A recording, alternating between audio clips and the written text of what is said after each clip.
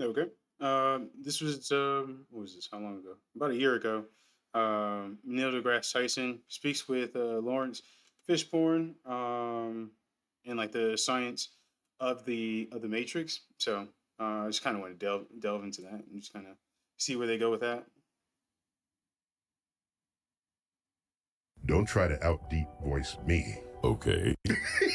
I won't. So, how deep can you take your voice? Probably right about in here. Like below audio frequency levels? I don't know if it's that deep. Let me say, I haven't done this in a while. Okay. I'm Morpheus. No. I'm Morpheus. Why can't I be Morpheus? Because you're not. Because Because I am. oh, yeah. That was too high. Oh, yeah. Like too high pitch of a voice. Oh, yeah. I'm barely even speaking. This Oh, is Star Talk. Neil deGrasse Tyson here, your personal astrophysicist. And today, we are joining a one-on-one exclusive conversation with someone whom I'm proud to call my friend, Laurence Fishburne. Laurence. Neil.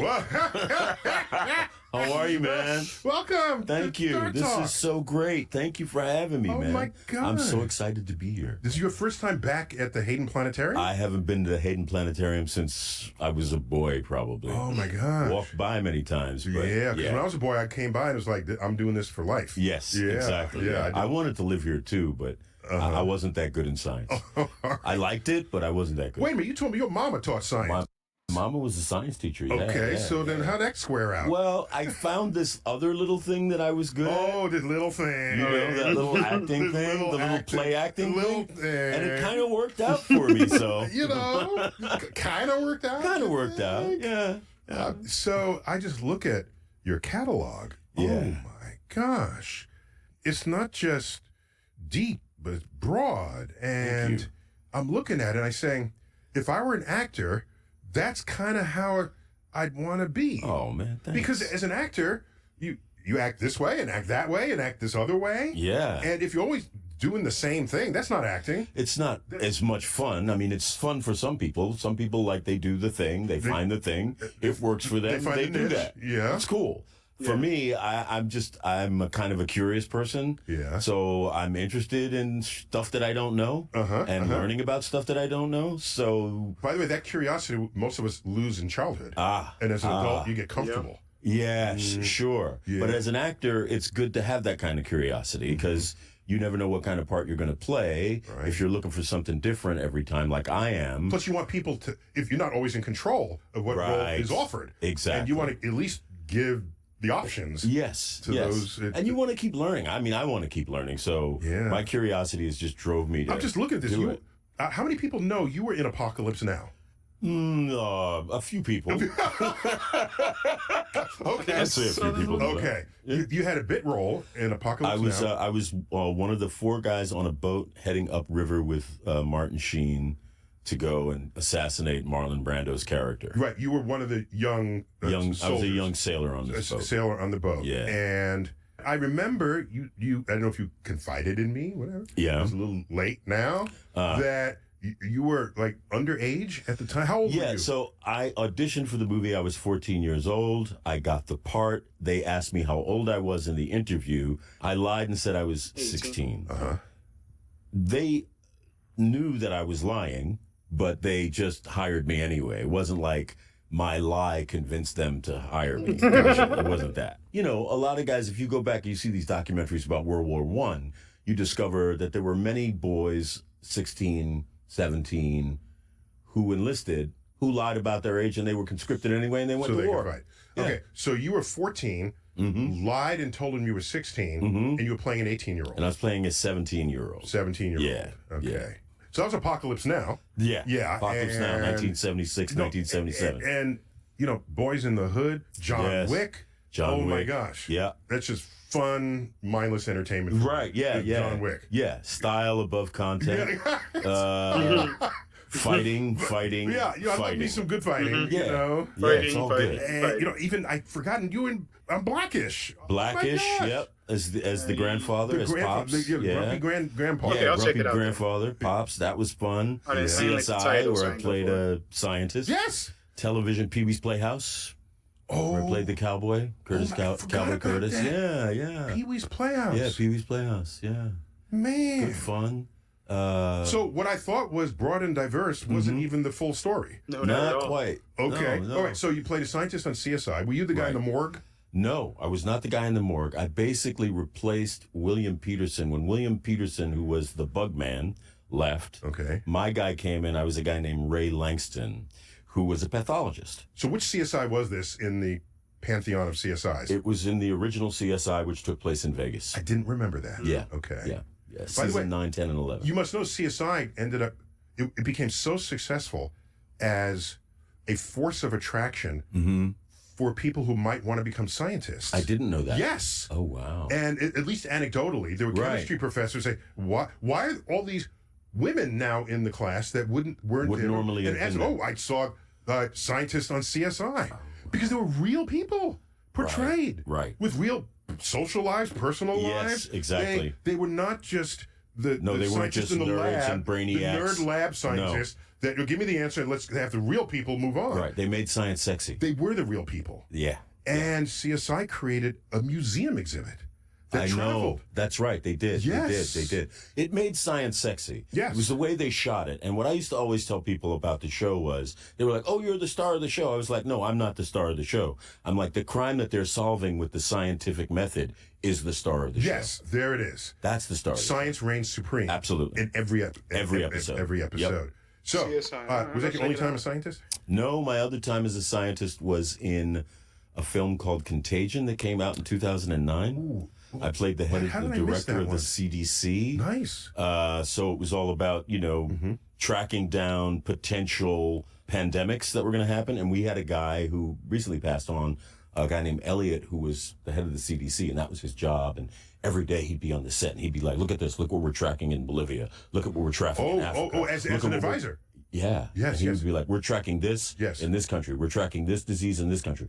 And it was fascinating. And then, of course, when COVID happened, it was like There it is. it was like they had lifted everything from the movie and it was actually happening in real life. I visited the CDC for my very first time just a couple of months ago. Oh, wow. And they took me deep into the. Did they? Yeah, so into what was basically like the situation. No,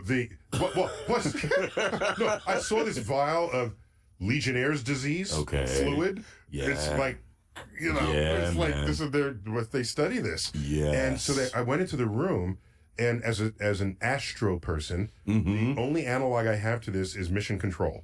Okay. Okay, all these desks in arcs and a huge wall, and it's a screen of the world. Right. And at every country, there's data. There's data coming in. yeah. What disease is there? What's getting tracked? How many people have the disease? How many people have died from the And disease? potentially what it will do if it gets out. All of this is there. Yes. But thank God for them. Yeah. Thank No. goodness that they exist, that organizations hearts like in that it. This exist. is- And they- yes, they care.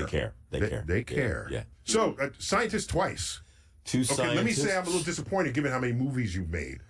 Okay. Okay, you got to come through for me But I've now. done a lot of science fiction, though, Neil. Oh, yes! Oh, mean, my gosh! I did a little. I looked at the list, and I'm embarrassed to say I've seen I got to go on a You gotta have a Fishburne Fishburne binge. night. You gotta have a Fishburne night. Where yeah. you get the movies, you line them up. I'm going to do a Fishburne You binge. get your menu, you line up your menu. We got to do a Fishburne binge Yeah. here. Yeah. And The Signal. The Signal. The Yes, Signal. 2017. Okay. That's That was a great one. I played not quite a scientist in that, but a guy in a hazmat suit. Okay. So it kind of qualifies. Event Horizon. Event Horizon, Search and Passenger. Rescue, Passengers, Contagion. The Colony. The Colony. Oh, man. Ooh. Predators. What was that? Predators was part of the Predator franchise. Okay. So it was. That was a Predator 3, wasn't it? No. It was like 4 or something. Okay. Basically, the premise was the Predator collected a group of really, really bad human beings and dropped them on this planet, which is basically the Predator's hunting ground. So it's like a convict. So they and a serial selected them killer. to be bad already. They just selected them to None be of us bad. would miss them, I guess. Exactly. Okay. And this is where the Predators go to practice their hunting. Wow. It was Adrian Brody, myself, Mahershala Ali, Alicia Braga, Topher. That would have been Grace. early for Mahershala Ali, right? Yeah, it was. It was I love early. everything he's in. Yeah, it was early for Mahershala, myself, Walton Goggins, and of course Danny Trejo. It's a pretty cool movie, I gotta say. Back on my list. Yeah, Predators. All right. Fantastic Four. Fantastic Four. I voiced the Silver Surfer. Oh my God. Yeah, Okay. yeah, and then of course this little thing I did called The Matrix. The This little freaking Matrix. that little movie. This little You know. The thing. Matrix. Yeah, you know. This little I don't know thing. who saw I that. can't even movie. look at my notes anymore because you just distracted me. The Matrix. The That's my Matrix. single favorite movie of all time. Really? Yes. I don't know if you're ready to see what I want Mine to is show Godzilla you. 1999. Don't try to out deep voice me. Oh, this is when they Okay. do the voices. I won't. Let's try it. Okay. Okay. I want to hear you do as best you can. Yeah. This is Star Talk. Okay. This is Star Star Talk. Talk. No, you're trying too hard there. Oh, This you is- don't try? this You mean is- that wasn't naturalistic? No, you were forcing that. Let me. This is Star Talk. I'm Morpheus. No. I'm Morpheus. Why can't I be Morpheus? Because you're not. Because I am. You know, we just lost. James Earl Jones. The great James Earl Jones. So I only barely met him. I was at a premiere of on Golden Pond with him playing opposite Felicia Rashad. Right. And but Darth Vader. I mean, come on, Yeah. Luke. I am your father. Do not overestimate the power of your technological terror. Let me hear Luke. I am your father. Go. No, Luke. I am your father. All right. Look into search your feelings. You know it to be true. CNN hasn't been the same ever since they stopped using his voice. No, for I'm that. so like... They're using all the correspondence. It's like, don't Yeah, you understand? Exactly. I would love that gig. No, I want the gig. You want that gig? No, I don't want you to have the gig. We might have to fight about it now. No, you'll lose. Okay, you ready? You ready? All Let's, right, let's try it. here we go. Ready? Okay. Let's audition. This is our audition for CNN. Ready? Replacing To James replace Earl. James Okay. Earl. Do I want me to go first? Yeah, Okay. I'm absolutely. going in. This is CNN. That's not This bad. is It's actually CNN. pretty good. Oh. This is CNN. Ooh, that that sounded a was little more good. authoritative. Damn, that was Let me good. try again. All right, go ahead. Because you hit the syllable sharp there. This is my wheelhouse. CNN. You know what I mean? Okay. This Okay. All right. is Come on. CNN. This is CNN. Nice. This is CNN. You got the little breath at the end You know there. what I mean? Right. Put some It's a breath in little- too. You could put some breath in. This This is is CNN. CNN. All right, you got it. I'm gonna I acquiesce. It's your gig. You want it, you got it. So, how deep can you take your voice? Have you Probably right about in here.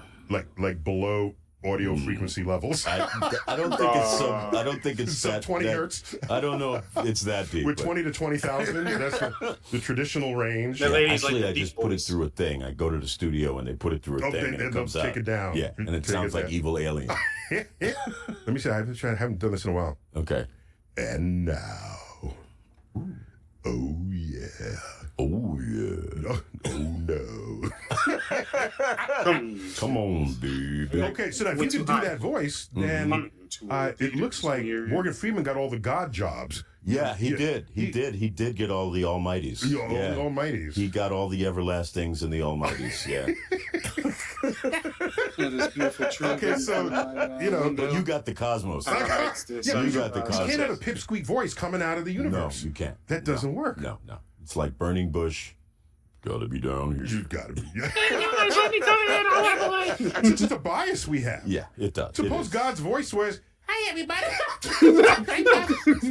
There's no reason why it couldn't be high pitched. Hi, I love you so much. Oh my god. I love you. All of you are my children, and I love you so much. No one would believe it. They would just like, okay, all right. I'm of the generation that remembers when TikTok was just a sound that a clock made. It seems like every day there's a new streaming service to join, and half the time I forget that I'm even signed up for them. Well, thanks to our sponsors at Rocket Money, you can now stay on top of your finances and track exactly what you're paying for. That's right. With Rocket Money, you can cancel subscriptions, lower your bills, and frankly, manage your money better. Rocket Money may even be able to help you cancel your unwanted subscriptions with just a few taps. The Rocket Money app and its premium features have helped its customers save over $500 million in cancelled subscriptions, automatically scanning your bills to find savings and even helping to negotiate your bills for you, from internet service to cable and phone bills. To save more and spend less, join the over 5 million members using Rocket Money by visiting rocketmoney.com/StarTalk or by clicking the link in the description to get started for free today. Now, back to the show. Let me take you to the map. Let's go. With The Matrix. Let's go. So one of the reasons why it's my favorite film is other than one little bit where the science, they play loose with the science. Right. Okay? By the way, I don't mind that, provided a story is internally consistent. That's the big Comic-Con rule, really. Okay. Okay? It's not whether it's real science or not. Right. But if you're going to have a rule that operates in your story, stick with it. Yeah, if you set up the rules of the world, I'm perfectly happy. You have to abide by those rules. Correct. Sure. And that's what any video game is. That's right. That's any story. Any story in any medium. Actually, it's any story in any medium. That I agree. Yeah. And so it did it so well.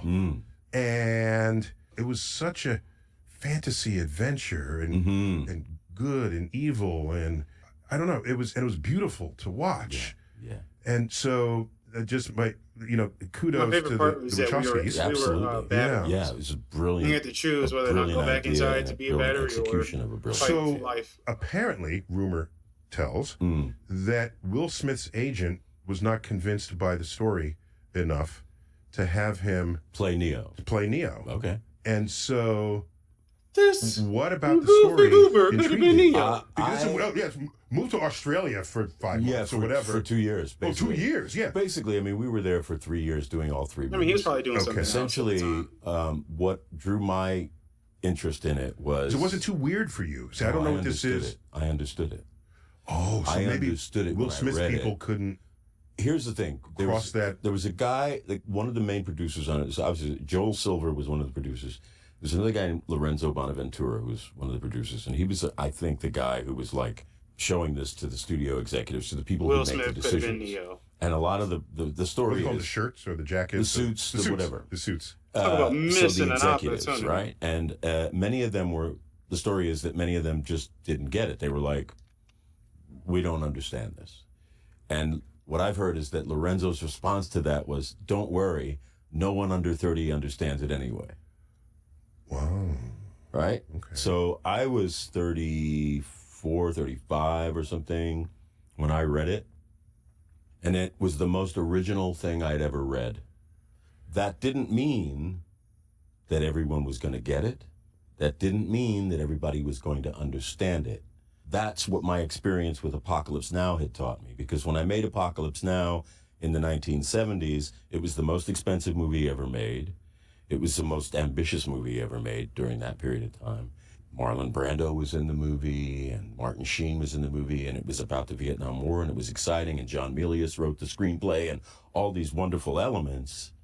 But the movie commercially did not do well.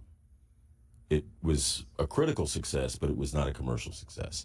So I had learned that even though something on the page or as a concept is brilliant, that doesn't mean it's going to translate with an audience, particularly an American audience. One never knows. The American audience is fickle. Is mercurial, fickle. Man. It's, you know. So I just knew that it was the most original thing that I had ever read, and I understood it, I got it, and I wanted to be a part of it. And the timing just so happened that the way that it all sort of came together, we shot the movie in 1998. The movie came out in 1999. The internet was born in 1998, essentially. cell phones became a reality in 1999. Just the digital world. The digital world. Descended on everyone. On everyone. And essentially what the story is and why it resonates with everybody all over the planet, and it did at that time, is because it's the old myth told in a digital format. And we were right. So it had deep resonance. Yeah, we were right at the birth of the digital age. Okay. And so, but is that rumor true that Will Smith turned it down? I don't know. Okay. I've heard that before, but I don't know. I've never really sat down with Will and asked him about it. Yeah, okay.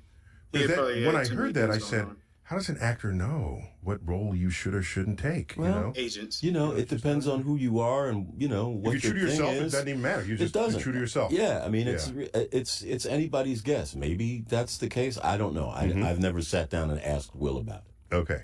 Can I share with you all my religious observations on Yes, please. Okay. Yeah. Catholic, religious Christian Catholic observations. As you are a Catholic. Well, I was raised Catholic, right? Okay. Please. Yes. My doubts. Yes. This was raised Christian? I don't remember. A religion I rifle. learned so many. But I'm still fascinated by the fact that there's such a thing as religion in the world, But I don't and really billions of follow people Practice. that practice it, right? Yeah. That intrigues me as an educator, Right, Because right. something is attracting them. What is it, and why? And you're this religion over here because that was the religion of your parents, Right. And you're sure your religion is the one true religion in the world. But so are these people, are just as sure as you are, Everyone. and will go to war on that. Historically, a Yes, fact. historically, correct. Yes. So that's why religion intrigues me. So, in the Matrix, first, Neo, that's an anagram of The one. the one. You had to dip your head at the one. The one. You can't non-act that expression. No. The one. The one. So that's the one. Right. All right. He's the savior. Right. All right. So now watch. The Christ. Yeah. Okay. So now watch. Early in the film, he wakes up from his Right. and there's someone knocking at the door, and apparently he hacked something for them, Right. and is about to give them. And so he says, "Wait a minute." And he goes back, rummages through a thing, Right. gives him a disc, Thing. Right. and the guy says, "Thanks." Right. Okay, you're my savior. You're my regular Jesus Christ. Yeah. You're my That's- own personal Jesus Christ. That's a script line. That's right there. Okay. Yeah, it's right there. Right there. Okay. But let's not stop there. Mm-hmm. All right. So we keep going. There's the part where he gets brought into the Nebuchadnezzar for the first time. So he's still wrapped and looking around. And there's Joey Pants. Yeah, Joey Pants. Yeah. Pantaleono. Pantaleano. And he's there. And he's just looking. And then that character, Cypher, is startled. And he says, "Oh, you scared the bejesus out of me." Yeah, that's two. Okay, so hang on. Yeah, that's two. Yeah. Oh, hang on. Yeah. Who betrays the group? Cypher. Cypher. Yes. He betrays. He's the Judas. Who? He's Judas. Yeah, he's the Judas. Yeah. He's Judas. Yeah. After the bejesus was scared out. Yeah. Yeah. He doesn't have Jesus in He him. doesn't have Jesus in him. Okay. No. All right. What? Let me keep going. Keep going. Okay. If you can. Because you think you know the movie better than I do. Right. You might. I don't know. You might. Let's go. Let's go. It's my favorite movie, and you've made 100 movies. Right. So. Right. So. Okay. Okay. All right. All right.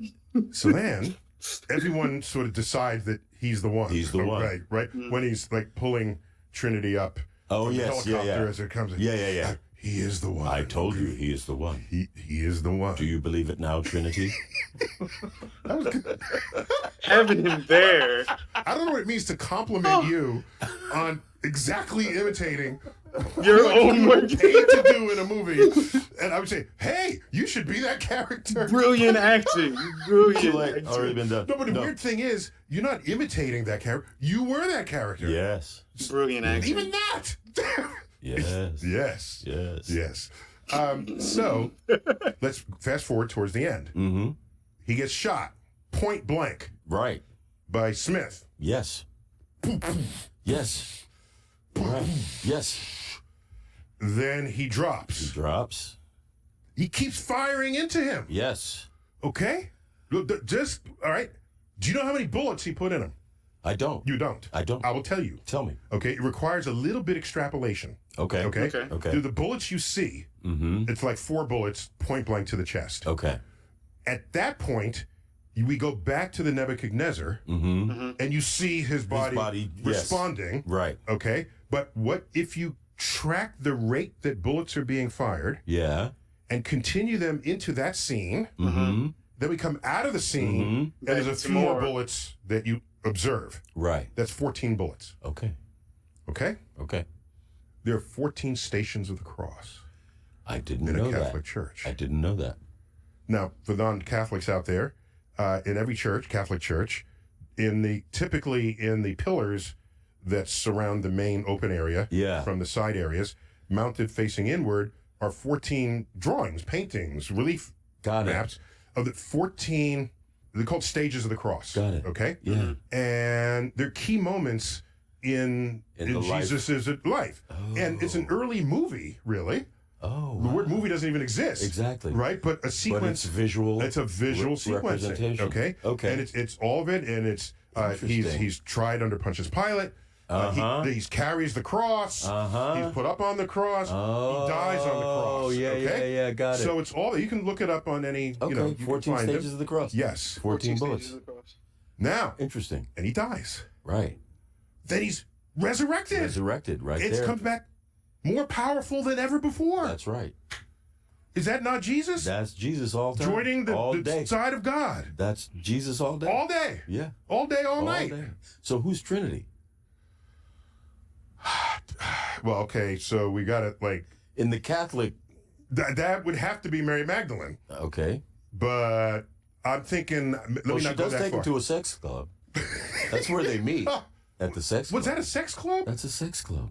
No. Yes. They were just dancing. No, it's a sex club. If you look behind and you're looking deep in the background, they didn't allow them to show all of that, but it's a sex club. Really? Mm-hmm. Okay. Mary Magdalene, right there. And who's Morpheus? In the Christ mythology. I know. I'm trying to... He's the Baptist. John the Baptist? He's John the Baptist. Oh, because John the Baptist knows Jesus is coming. Yes, he knows who he and is. sets everything up. And he's been looking for him. And he's been looking for him. And when he meets him, he goes, I'm supposed to be baptized by you. So that's who Morpheus is in the Christ mythology. In the Christ. But there's also mythology, Greek mythology. Tell me. There's, Morpheus is the Lord of Dream. The He's Lord the of god what? of Dream. Right. From Greek mythology, right? Persephone, who's in the second or third movie, who's played by Lord Monica of Bellucci. Dream. The Oracle is Greek. Yes, that's an actual oracle. The Oracle is Greek. Yeah. Right. Too bad we lost her before the second film. Yeah. She And was then- really and a then the strong names- character. Niobe. There's an element on the periodic table called niobium. Is there? Yes, I there didn't know is. that. I Because didn't know that. there's something about the colors that were sort of iridescent and radiant. Okay. And something about in the Greek legend, Right. Niobe, I don't know the full story, but it would borrow that from Greek legend, Right. niobium. So there's the Osiris, there's the Nebuchadnezzar, which is also biblical. Yes, of course. It's also the size of a very large bottle of wine. Nebuchadnezzar. Nebuchadnezzar. You tend to find it only in Champagne because that's when it's kingly. a party. It's kingly. Yeah, it's a party for 30 people. 30 people, And you just right. lean the bottle for Okay. Nebuchadnezzar. Nebuchadnezzar, Is the size of a bottle So of wine. there's the Gnosis, there's the Osiris. Okay, so Persephone. I don't want to say mashup because that might undersell it. It's drawing from but it's these drawing very from deep. all these traditions. It draws from Western tradition, spiritually, religiously, and Eastern tradition, spiritually, and philosophically as Yes, well. especially. Yeah. Because scenes are not just simple scenes. You have to think about them. No. What's going on here and why? Right. Like when I saw the film for the first time, I had forgotten about all of that because we had to train so hard to get the physical stuff right. Oh, yeah. That I forgot about all of the philosophy and all of the sort of religious But you come in and film tenets your scene and go back to the trailer. It's right? it's not that simple. It's not that simple. It was a year of work, but so much of it was physical, and we had to work so hard to do that that I really forgot about the stuff that's in the dialogue. Like my favorite stuff is in that first encounter I have with him, and I'm asking him do you know why you're here? You And didn't I'm say that right. saying, Do you know why you're here? See, and this is what has brought you to me. And that whole thing about, do you know what the Matrix is? And I go, it's all around us. You can feel it when you go to church and all that stuff. Yeah. That's my favorite stuff because it's it's really cryptic and it's really And scary. ethereal. And very And scary. you have to deliver it that way. Otherwise, it's just a line. Yeah, it's just a line. But Yeah, you have to live that's some of inside my, that and line. I had forgotten about all that stuff that's in it. And Okay. even the stuff with like Joe Pants and the agents when he's talking to them and he's having the dinner. Oh, yes. He's having his steak. That's almost ASMR. Yeah. Okay, because he's eating the steak and he puts And he's eating it, and he's like, I know this steak isn't real, but my mind and I don't care. is telling me it's real. So we have a deal. Oh, yeah. And I don't want to remember nothing. Nothing. You All put me that back stuff in my is- body. All that I'm stuff fighting for life. is just, it's fantastic. I do enjoy steak. but So that's I'd my fight the for religious life. line through it, and no one doesn't love the idea of a savior. I mean, this is That's right. and a plausible savior, right? He didn't show Right. up as Superman, No. right? No. He had to find it in himself, Exactly. just the way the Oracle had required of him. Yeah. So that's why it's your favorite movie, because it reminds you of Jesus? No.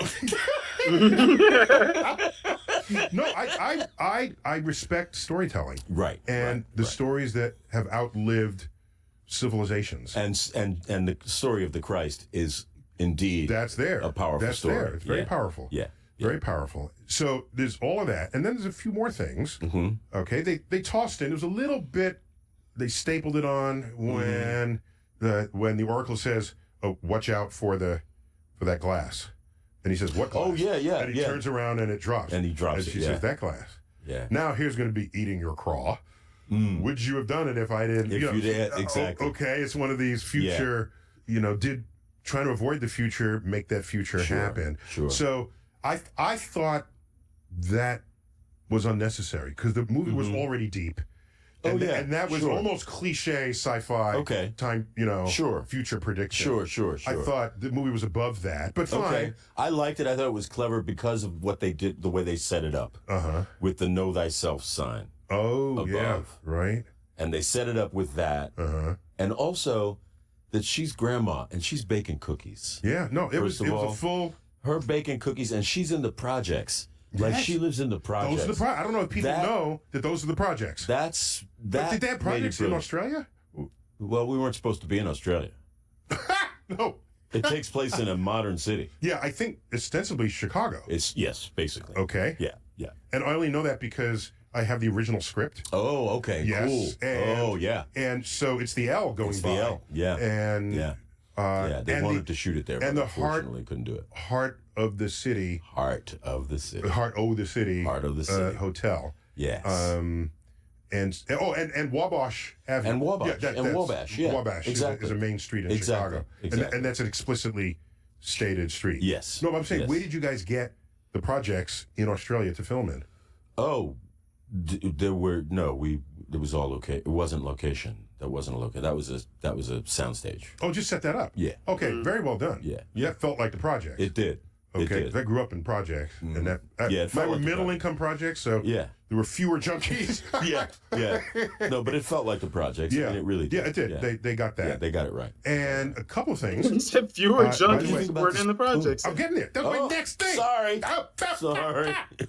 So I give a public talk, one of which you attended. Yeah. I think you attended it. One of them is called "An Astrophysicist Goes to the Movies," Yes. and Yes. I show clips. Yeah. And then I analyze the clip. Yeah. Okay. And The Matrix has a dozen clips. I don't put them all in one thing because it's scientifically themed, not movie Themed, right. Right. So I have a section on optics. Okay. With the spoon. Yes. One side is convex, one side is concave. Right. You slurp out of the concave side. Yes. Concave, convex. Yes. If you look into a spoon, on the convex side, Right. you are distorted but right side up. If you look on the concave side, it's upside down. you are upside down, and that was accurately captured in the frickin' film. movie. Yeah. Yes. The science was right. The optics of that The science. optics of the science was right. Mm-hmm. Yeah. That was good. That was cool. I like that. Yeah. And then the I kid didn't know where said, you're going with that do one. not. Do not try to move the. Do not try to bend the spoon. That's impossible. That's impossible. Instead, bend yourself Yes. around the spoon. Yeah. I said, that's good. That's good. No, it's genius, man. No, it's good. It's genius. It's all good. Yeah. Now, here's another thing. I let it go because everyone does it, but I'm telling you that in almost every movie where they show people crazily brilliant, Yeah. okay? Mm-hmm. Like, that's the point of the movie. Right. Because they're brilliant. Right. Like Phenomenon, for example, with John Travolta. Right. He was hit by... I've never seen that film, Okay, so it's worth, It's Saturday worth taking a look afternoon at. if you're at home. Cool. He gets hit by lightning, and he was just a regular guy. Right. Even partly mocked for not being smart. Oh, and then he wakes up and he's... Yeah, well, after he's hit by lightning, and Robert Duvall is in that as the person studying his new abilities. Oh, okay. Anyhow, the point is, he says, name me 10 mammals or something. You want it in alphabetical order? And then he goes through the whole alphabet. Right. All right? So, yes, a really brilliant, smart person would do that. Right. I don't have a problem with that. But in almost all these cases, they start moving stuff with their minds. With their minds. Yes. And it's like, there's no evidence that smart people can move stuff. You just figure things out faster. Or better. Yep. Okay? Right. I'll say that. You start moving things. Right. And then there was Lucy. Did you see Lucy? I remember You have to see Lucy. Yeah, I saw Lucy. Okay, Morgan Freeman was in that. It's fun. Yeah. Yeah. And she starts using more of her mind, changes her hair color as she's walking down the street. Right. Stops bullets. You got to be in the Matrix to stop bullets. Right. Come on now. Exactly. Yeah. So anyhow, so the hopefuls who were waiting in line to see the oracle. Potentials. Yeah, the potentials. Yeah. So they were doing things. Yeah, the one kid was moving the blocks. The and all blocks in the air. Yeah. So okay, fine. All right. Fine. It's a nice visual. It's kind of cool. Also, the Oracle is establishing that Trinity's in love with him. Right. And he's oblivious to that. Okay. I was kind of oblivious to that too. I mean, I'm just, guys are just generally stupid, about these things. So, and she says, you're not too smart either. Not too bright. Not too bright. I don't wonder what she sees in you. Who? Not too bright either. Yeah, it's great. It's really cool. Yeah. Because given the choice, you'll have Morpheus in one hand and Trinity in the other.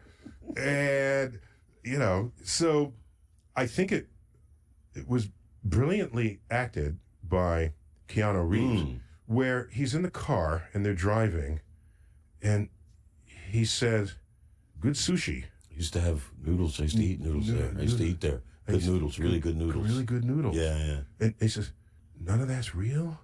And I'm inside of him feeling this. He goes, I can't go back, can I? Right. This is... He's like, even if you could, would you want to? Even if you could, would you want to? Yeah, I mean, that was one of the hardest choices. Because so many of us... Well, I mean, not for me. that's another thing. Forget all the religious, mythological sentiment. Right. It's, what do you value more? Cypher said, put me back in my body. Right. I don't want to know anything. I don't want to know anything. But, I'm a scientist and I'm curious. I kind of rather know the truth. Right. Because there's some chance, some hope that you can do something about the truth. Or you can do something with it. Do something with it. If it's all just a delusion, I don't know that I want that to be my life. Exactly. Let me tell you my one issue. Right. I only have one. The only one thing that scientifically just rubs you the wrong way. Rubs me the wrong way, and the rest of the movie was so brilliantly done, I'm giving it a hall pass. My man. Hall pass on the Matrix. Here's your hall pass. That's what's up. All right. So, you've got the scene where you are describing to Neo where he is. There's a chair there. The construct. Chair. We're in the construct. We're in the construct. Right. And it's white everywhere. Right. And brilliantly done, and there's no echo. Right. That was perfectly done. All right. You describe to him that the machines are using humans as batteries. As a power source. As a power source. And there's some other language in there just to flesh out that scenario. Right. Here's a problem. In the laws of thermodynamics, Uh-oh. If you have a certain amount of energy here, and you turn it into another kind of energy, for example, there's chemical energy in gasoline. Right. Yep. You put that in your car, it turns it into kinetic energy to move your car.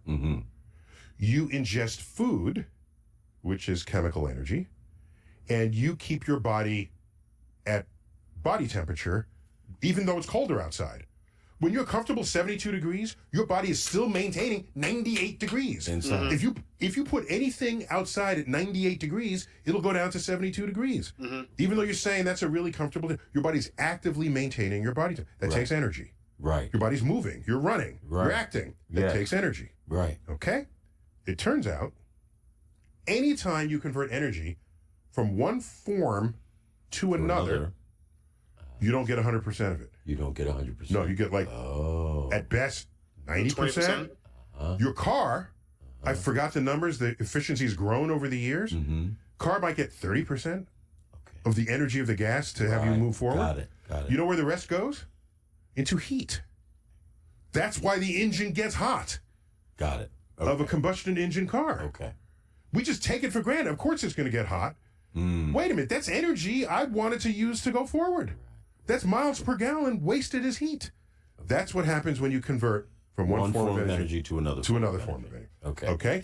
So now, the laws of thermodynamics dictate that it's not 100%, you don't get 100% of your energy. All right. Here are the machines using humans as a form of energy. I can tell you how much energy we radiate. Okay? We, depending on how big you are, all right, if you're exercising or not in that moment, typically between 80 and 100 watts. Okay. Okay? Okay. 80 or 100 watt light bulb. Yeah, but they got That's how much. That's what we are. So Ah. you use the battery, and that's fine, rather than a bulb. Yeah. The same idea. Yeah. Same idea. That's not what matters here. Right. Okay? We are an energy source for the machines. They're tapping our 100 watts. Okay? Yes. Fine. Where do we get our 100 watts from? They're feeding us. They're feeding us. They're feeding us. Right. Whatever they're feeding us, feed themselves with that. Oh, wow. Bypass the literal middleman. Yeah, the middleman. Yeah. Why- You don't need the middleman at all. Right. Okay. You don't feed humans, have them generate energy, and then that energy Okay. generate the machine. Okay. Well, what are you doing? Okay. They didn't study physics. Probably not. But then it wouldn't be a movie. There wouldn't be a great movie. right. You just There'd have be no people. there'd be just like a movie that you watch and you never get those 2 hours back again, and you don't have the memories and you don't have the appreciation and the cultural, significance. It was of the so picture. worthy of a hall pass. Yeah, I it is. gladly It really signed is. it. It really is. Gladly signed it over. The idea that human beings are batteries is kind of cool. Yeah, it's a cool, and Yeah, it's a cool true. idea. Yeah, That's true. I Speaking of took hall that as a passes, law, so I I was didn't once consider principal for the day at a middle school in the Bronx. Oh goodness. There was a program where they bring you in and was like, you, of course they you have to see do how the this. public schools are run and that sort of thing. Yeah. So I didn't tell them. I snuck out the pad, the principal's pad that says principal on the top. Yeah. I still have it in my. Don't tell anybody. That's Your got to be the secret is most safe with powerful me. thing. Safe with me. Safe with me. The principal's notepad. Exactly. Right. So I can if I sign a hall pass, it's legit. all good. It's all good. It's all good. Cool. So I let that one slide. That's That was good, man. But Look, thanks. it was a brilliantly delivered scene with the battery. You don't say Duracell, but we all know what the copper top is. Exactly. And that was very well done. And then one character refers to him as Copper Top in the movie. Yes. Yeah. Derogatorily. Yeah. Yeah. So the film raised a point early on. Mm-hmm. It was early. By the way, just so you know, there's someone generally credited with advancing the idea that we could be living in a matrix. His name is Nick Bostrom. Okay. And those are into dumpster diving. We have him as a guest on an earlier episode of Star Talk. He's an Oxford philosopher. Right. And you can hypothesize that if we have the ability to create a world in a computer, and the characters in that world think they have free will, then how do you know you're not one of those characters that are created? Right. Now, if they have free will and they invent computers and they want game time, they might create a computer world within their computers. Right. And if they think they have free will, And they could do the same thing. and it's that all Ad the way infinitum. down. Yeah, just all the way. Exactly. Yeah. And so if you close your eyes and throw a dart, But I'm simplifying his argument, but this is the essence of close your eyes and throw a dart. Which universe are you most likely to hit? One of these simulated universes or the one real one that started them all? And so that's a terrifying prospect. That's a frightening question. Frightening question that the Matrix sits in the middle of. Yeah. In the middle. And so my best rebuttal to that was, by the way, the last universe has to evolve to get computers and program and all right. We currently do not have the ability or the computing power to create a perfect world where people think they have free will. We don't have that ability yet. No, we don't. Well, if we don't have that ability yet, we're not any of the ones in the middle that do have that ability. Nope. So we're either the last one, the last simulated universe that hasn't gotten there yet, or we're the original universe that hasn't gotten there yet. Logic tells you that, yeah. So we go from the odds are like 99.999% chance we are to 1 in 2. Okay. That's how I got out of this one. That's pretty good. Feel very clever. Feel a little better about that. That's very clever.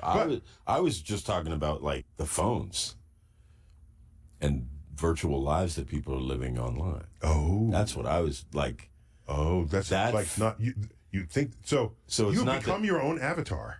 Yeah, people are living virtual lives on their phones and on their computers, and they create these avatars for themselves and post and look at me and all that, and it feels like the life that they live on their device. It's like 15 more minutes. You go turn on the light. I'm just immersed in darkness.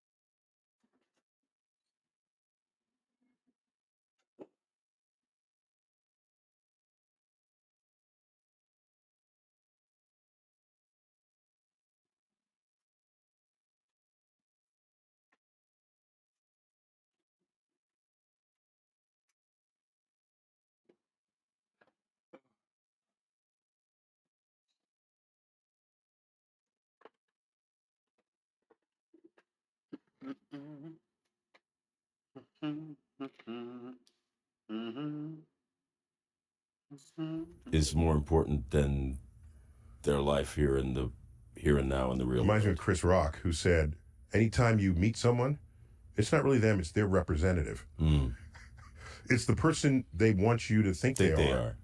And online does that better than anything. Yes, it allows you to sort of present what you wish people to think of you and the way you want people to perceive you. So is this our first step? Will we one day step into that character? I don't know. And you become your online character? I don't know. Here's what I think, though. I did this Wait, show. it can happen. Let's say you're dying, and we say we can upload your consciousness and have you occupy all these spaces have established online. Exactly. So I did a science thing, this thing called Year Million. Have you seen this thing? No.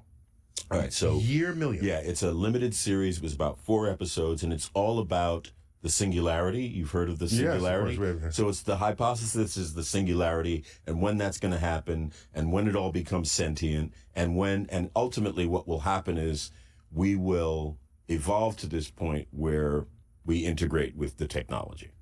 Okay. And that thing you just described about being able to upload your consciousness into a matrix is kind of, but that'll happen way sooner than the year million. Well, according to this show and the science behind the show, I wasn't responsible for the science. I'm just the narrator. Behind the singularity, this event is not as close as we think, and it's not as far as we think either. Okay, all right. That's a All right. That's I'm the just basic saying, beings premise. do a lot of 150 years ago, we were in horse and buggy. Yes. And now we have rovers on Mars.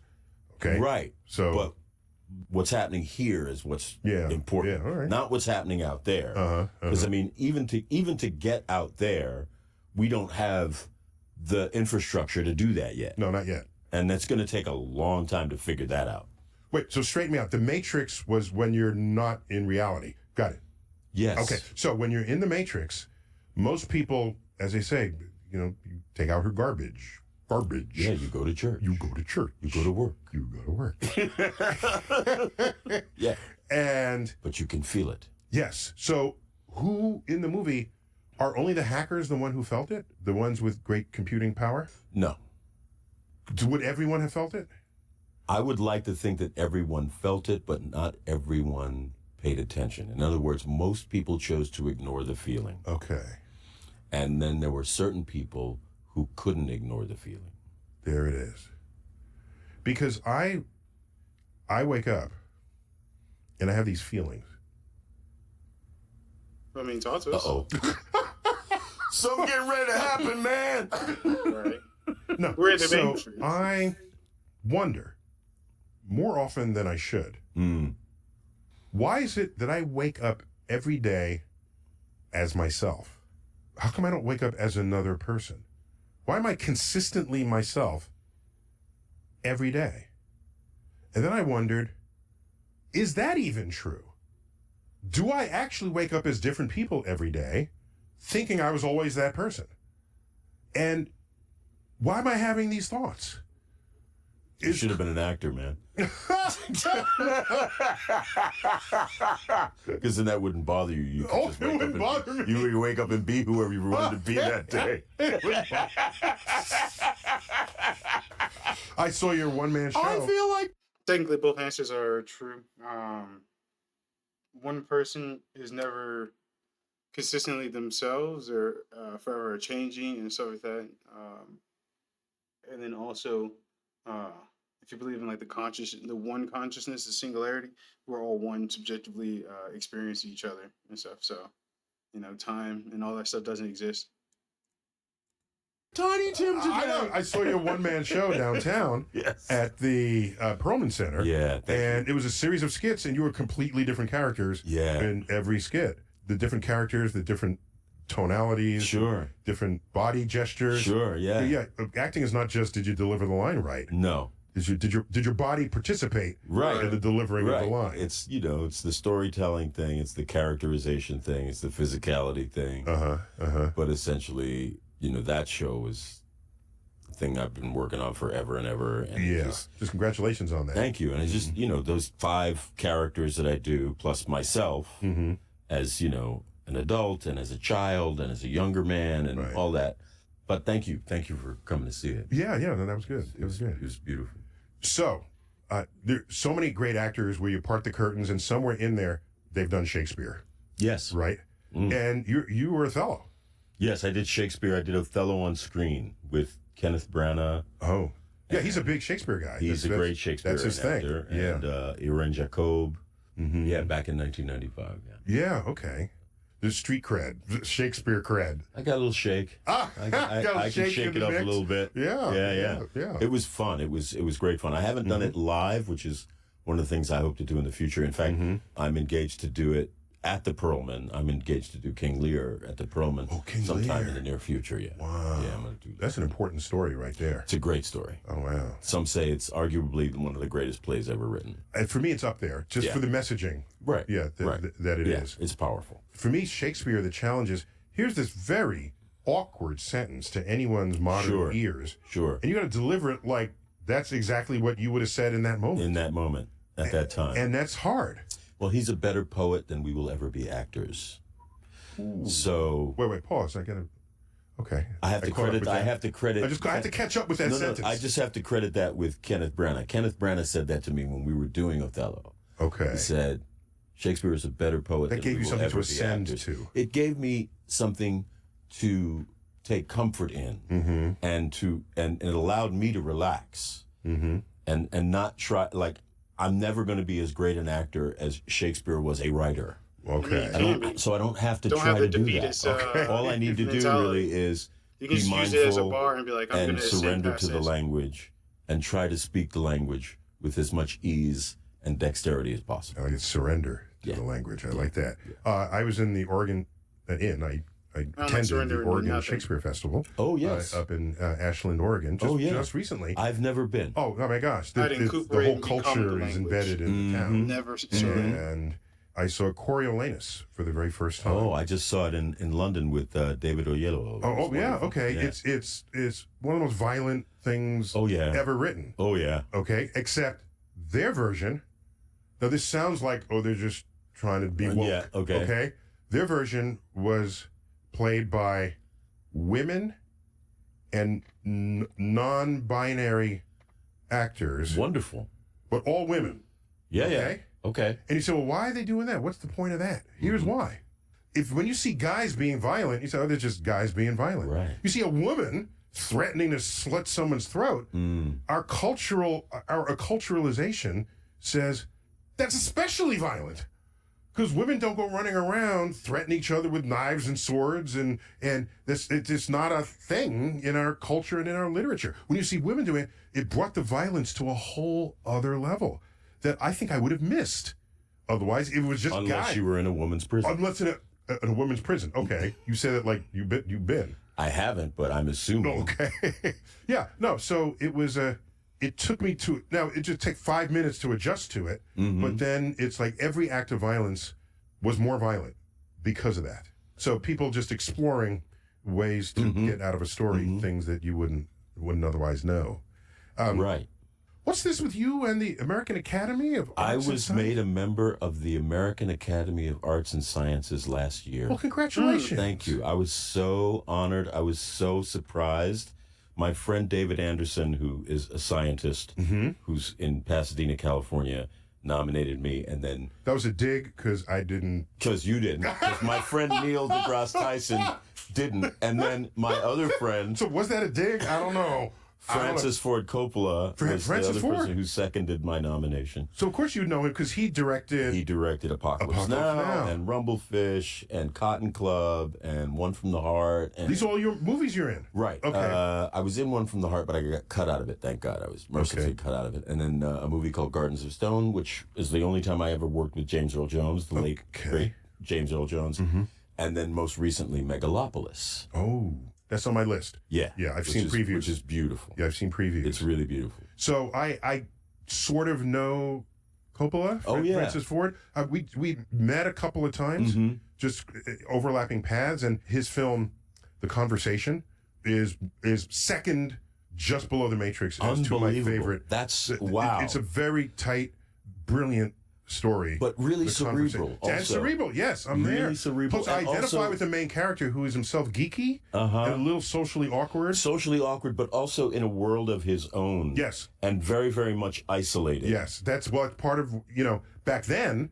When you were geeky, you were isolated in your geekdom. Right. Now we all found each other at Comic-Con, but back then, that was not how it happened. But then he also has this reach, this power that allows him to sort of enter into other people's worlds and their lives as well. That's a way to say that. I hadn't thought about it that way. Yeah. Okay. Cool. Plus, he came to one of my public talks and he gifted me one of his wines. Oh, yeah. I think he acquired the Inglenook Vineyards and then became Coppola and he's done some other things. Yeah, Might have sold it since then. Niebaum. Yeah. So I had a little overlap with him, but otherwise. No, he's an incredible man. And he was nominated you. He nominated me for the American Academy, but he's really the guy that's responsible for me becoming the kind of artist that I am. Wow. My exposure, the things that he exposed me to and the way in which he trained me and the way in which I worked with him is really kind of how I've managed to do what I do. So let me tell people how we first met. Yeah. Okay. I'm filming Cosmos in the desert in New Mexico, which has a lot of tax incentives for movies. So there's a whole movie industry. And sci-fi lore kind of hovering around the culture. Am I not allowed to say that? Did I say that? I'm I'm sorry, but am I not allowed to talk Did about? you visit Area 51 while I you were did there? not. Well, then who are you to talk about? I'm just I saying. visited Area 51. I'm just saying it's lore. It's like I in the visited culture. Area 51. Well, I did a story about it on History's Greatest Mysteries, I'll have you know. Matter of fact, 2 episodes were dedicated to Area 51. Okay. And the Roswell incident. Yeah, all right. Well, if you visit Roswell, Yeah. the lamp posts have green alien lampshades on them. Oh, no. Alien heads. Oh, that's so tiki. Once you go there, there's no turning back. It's so kitsch. It's just built into the economy of the Gotta city. go. Gotta go You got to now. keep pumping So that. back to the real story. Oh, sorry. So I'm there, and our cinematographer is Bill Pope. Bill Pope. And I say, Bill, what other work you've done? Oh, well, I filmed The Matrix. It was like, can I touch you? Right. And Touch you. so I couldn't stop talking about The Matrix with him. Sure. Then I was wondering, can I get to do that in the Cosmos? What can he do? A little bullet time in the Cosmos. Let's do some bullet time. Surely you got something up your sleeve right. where I can do something cool. Right. But then I'd learned, I'd forgotten how, that you were filming The Signal. The Signal not too far in the nearby city. Yeah, in Albuquerque. In Albuquerque, yes, because I was outside of town and near Santa Fe. And the point is, what was it? But then I forgot, then I connected with you. Bill Pope connected us somehow. Okay, but I brought you back. Yeah. And then you hadn't seen him in a while. I hadn't seen him in years. Yeah. Years. So there was like time out on the set of Cosmos. Yep. And the 3 of us just boogied down for a bit. Yeah. That was fun. And there was a beautiful sort of rainstorm that was approaching the studio where you guys were shooting. Yeah, what's fun is because you have vistas to the horizon, you see the rainstorm kick up the dust. We could see it coming. Yes. And it was like something out of a movie. And then you see the coloration of the sky, the pinks and the blues. Then you're Yes. reminded, this is where Georgia O'Keeffe, where do you think she got her colors from? Exactly. It was her life, her fantastic. horizons, Yeah. her skies. Yeah. So, yeah, and I'm delighted that we've been friends since then. Me too, man. Because again, I've always been interested in science and astronomy and the future and what it's going to look like, and obviously science fiction. Yes, clearly, yes. So to have befriended you and to learn so much stuff from you, even when we're not sitting down, like just the fact that you came back with Cosmos, because I watched Cosmos as a child with Sagan. Carl Sagan, Right? yeah. We both watched that as children. Yeah. It was so inspiring to think of not just the world, but the cosmos in that larger sense. What it did was, it wasn't just a separate subject that you study and then return back to your home base. It folded it in to not only your knowledge base, but your state of mind. Yes, exactly. Yeah. Exactly. It opened your mind to the possibilities. In a way that you can't even think of that series as a documentary. We need a different word for it, because it's, absolutely right. Because a documentary. Well, let me sit down and let me watch this When documentary. I come up with the word, I'll let you know. please. And if you come up with a better one, then you can have the CNN gig. Horse trading on the deep voice. And this has been Star Talk. Okay, and then say, as always, I bid you to keep looking up. Okay, go. And as always, I bid you to keep looking up. Cut. That's a wrap. Oh man, amazing! I'm gonna watch more. I'm gonna watch so many more.